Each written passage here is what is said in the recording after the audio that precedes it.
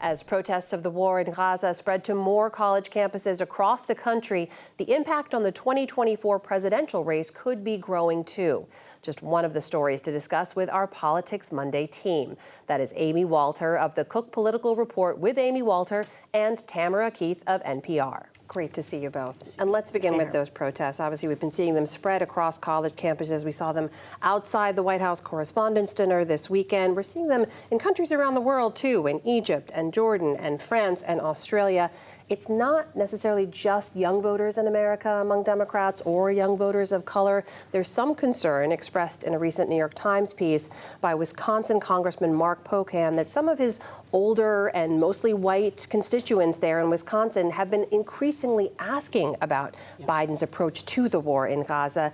So, Amy, walk us through this. I mean, can President Biden meet their concerns, and should he be more concerned about this growing campus and other protests? So I do think that the more attention that is being paid to, first let's start on college campuses, and as you pointed out, is now going everywhere, is also a little bit of a Rorschach test. If you are a progressive person, if you're a more liberal-leaning person, you see those protests and you think, oh, okay, these are people standing up for the rights of the oppressed, and this is, a war that is now taking the lives of innocent people, and we have to protest that. If you're a conservative, you look at it and say, this is chaos. There's disorder everywhere. These schools need to crack down on these encampments.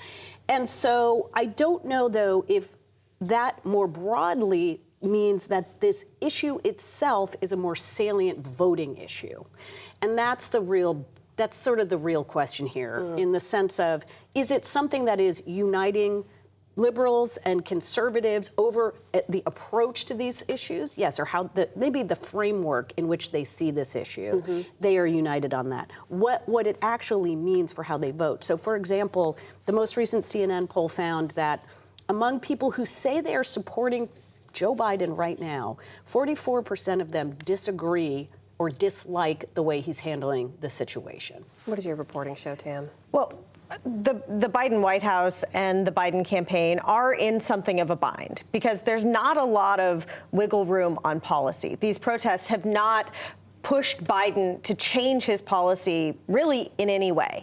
He is continuing, he had a call with Benjamin Netanyahu, the prime minister of Israel, yesterday, where he continued to apply pressure to Netanyahu to help resolve some of the very serious humanitarian challenges in Gaza, to open up new humanitarian aid routes and otherwise. He's putting as much pressure as he can. He's been talking to various world leaders trying to get a ceasefire. Short of this ceasefire happening and the hostages being released, there's not a lot of wiggle room for Biden. He's pretty stuck, and he's Joe Biden, and he does not appear to have any desire to move toward the more progressive wing of his party, particularly because there are real divisions about these protests and whether they're effective, and also whether the rhetoric of the protesters has moved too far to the left, to the point of anti-Semitism that will cause backlash. In the meantime, here is what the matchup looks like between President Biden and former President Trump. This is the moment in time captured in a poll from CNN. Right now, you have Mr. Trump leading President Biden 49-43. And Republicans continue to line up behind Mr. Trump, right? You have former challenger Ron DeSantis, who met with him at his Florida estate over the weekend. His former Attorney General Bill Barr, who has testified to Trump's efforts to overturn the legitimate election, had this to say this weekend.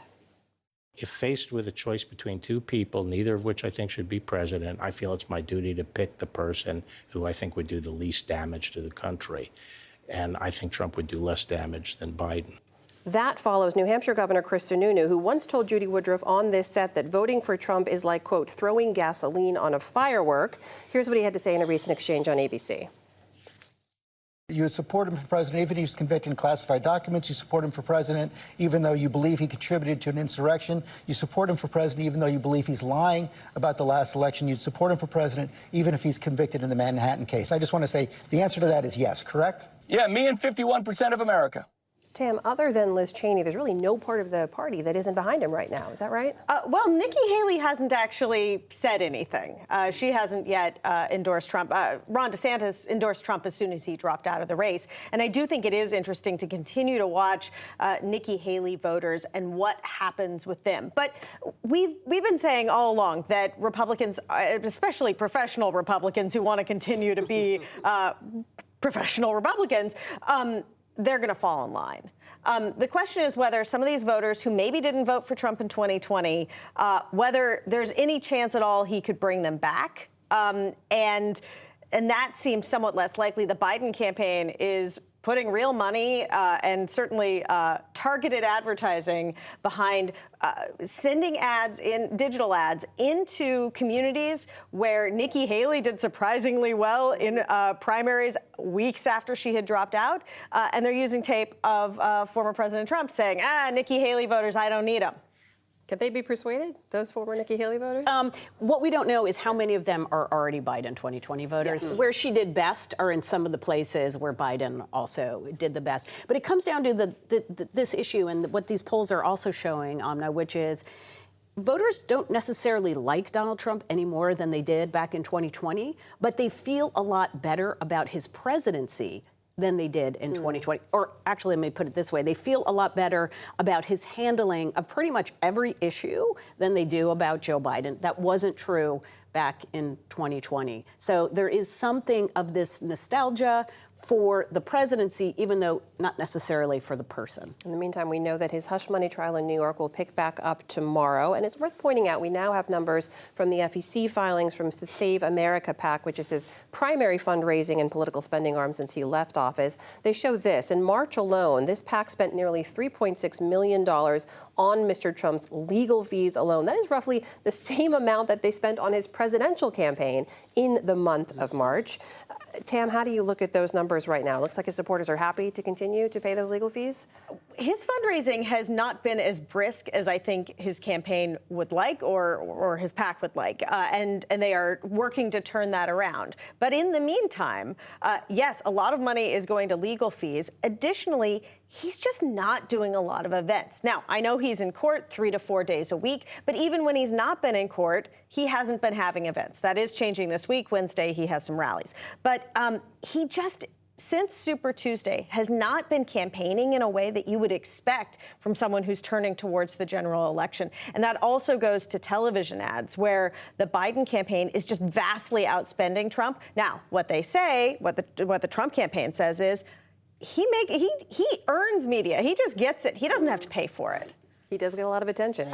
He does, and this is what Biden is actually hoping, is that the media attention on the trial helps Biden in that it reminds those voters who may have some nostalgia for, well, the economy was better back in 2020, or I wasn't as worried about the border in 2020, that they go, oh, right, these are the things that I didn't like about Donald Trump.